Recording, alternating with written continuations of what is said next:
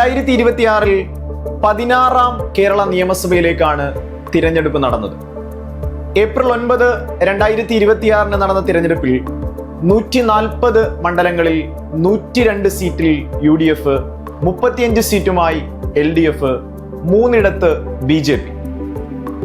ഇത്തവണ ഏറ്റവും പ്രായം കൂടിയ അംഗമായി പിണറായി വിജയൻ ധർമ്മടത്തു നിന്നും എത്തുമ്പോൾ ആലപ്പുഴ മണ്ഡലത്തിലെ AD തോമസ് ഏറ്റവും പ്രായം കുറഞ്ഞ MLA.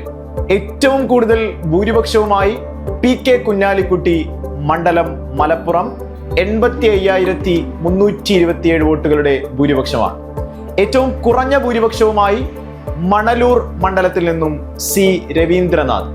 11 വനിതാ MLA-മാരാണ് 16ാം നിയമസഭയിലേക്ക് എത്തുന്നത്. മുസ്ലിം ലീഗിന്റെ ആദ്യ വനിതാ MLA ആയി പേരാമ്പ്രയിൽ നിന്നും ഫാത്തിമ തഖ്ലിയ. കേരള സംസ്ഥാന നിയമസഭ തിരഞ്ഞെടുപ്പിന് നേതൃത്വം നൽകിയത് സംസ്ഥാന മുഖ്യ തിരഞ്ഞെടുപ്പ് ഉദ്യോഗസ്ഥൻ chief electoral officer Rattan U Kelkar.